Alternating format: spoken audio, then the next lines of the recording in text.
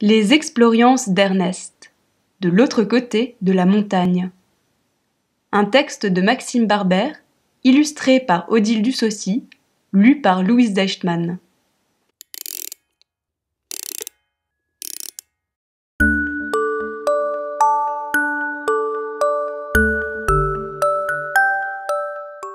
Chapitre 4. Ne jugez pas un livre à sa couverture. Ernest, s'exclame Paloma, le bois flotté nous attend pour nous mener de l'autre côté de la montagne. Le navire tout entier est en bois flotté. De la proue à la poupe, de bâbord à tribord, il a été construit à partir des morceaux de bois retrouvés échoués sur les plages après de longs séjours dans les eaux salées. Ernest et Paloma montent à bord. Le vent s'engouffre dans les voiles et le bateau prend le large.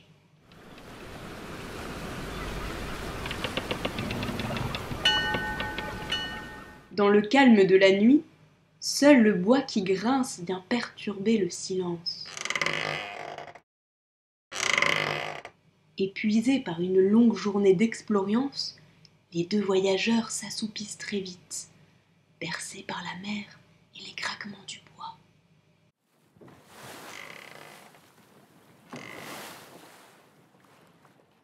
Au lendemain, Ernest se réveille au son des cris du capitaine. Arr! Il se hisse sur le pont, tandis que Paloma dort encore. Derrière la barre se trouve le capitaine, un loup, un vieux loup de mer. Il lance des ordres et des noms d'oiseaux à tout va. Mais d'un rapide coup d'œil, Ernest voit qu'il n'y a pas une âme à bord, pas même le moindre matelot. Capitaine, dit Ernest, sur le bateau je ne vois aucun matelot.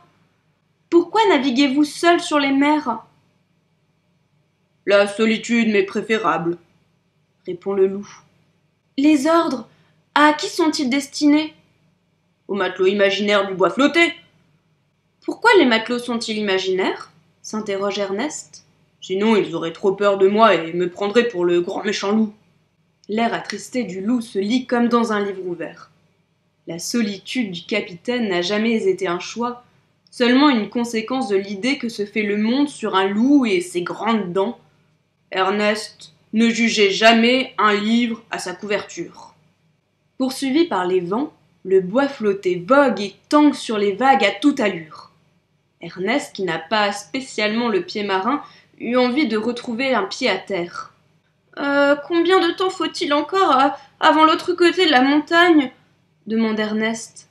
Vous n'aimez pas voyager sur les flots? Répond le capitaine. Les flots me donnent le mal de mer. Le mal de mer, c'est le mal de l'impatience.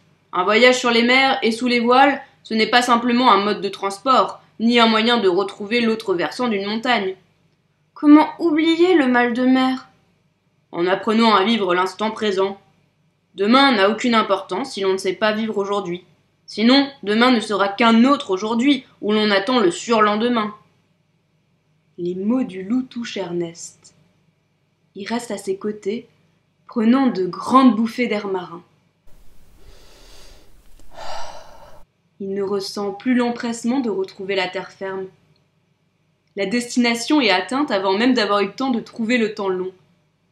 Le bois flotté reprend le large. Ernest et Paloma poursuivent leur expérience à travers un paysage vallonné, accompagné des hurlements du vieux loup de mer en guise de revoir. Oh,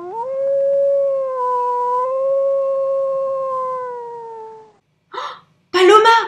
S'exclame Ernest. Regarde, là-haut, sur la colline, il y a un chalet vert. Dans les dernières lueurs jaunes du soleil, un chalet bleu trône tout en haut d'une colline.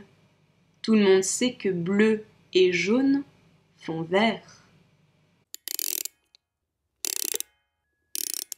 Retrouvez la suite de l'histoire dans un prochain chapitre.